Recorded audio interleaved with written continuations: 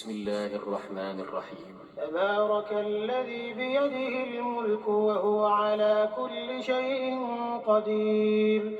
الذي خلق الموت والحياة ليبلوكم أيكم أحسن عملا وهو العزيز الغفور.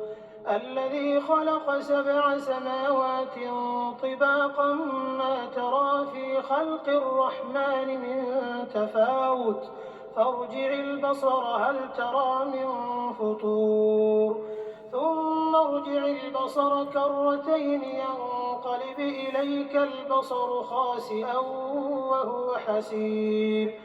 ولقد زينا السماء الدنيا بمصابيح وجعلناها رجوما للشياطين وأعتدنا لهم عذاب السعير.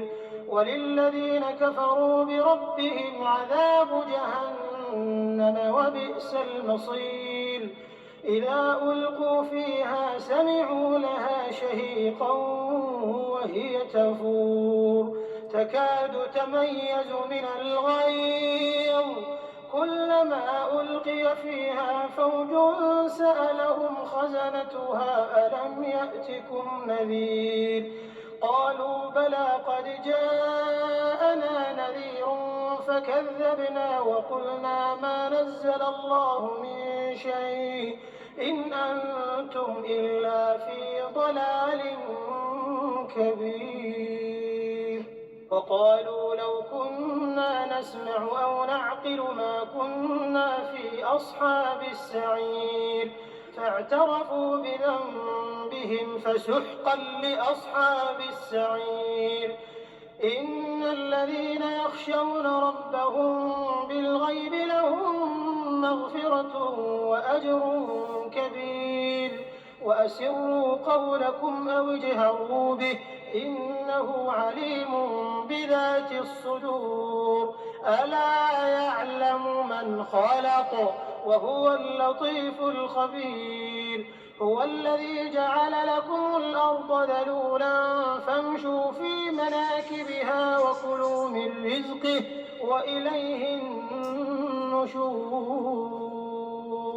أأمنتم من في السماء أن يخسف بكم الأرض فإذا هي تمور أم أمنتم من في السماء أن يرسل عليكم حاصبا فستعلمون كيف نذير. ولقد كذب الذين من قبلهم فكيف كان نكير. أولم يروا إلى الطير فوقهم صافات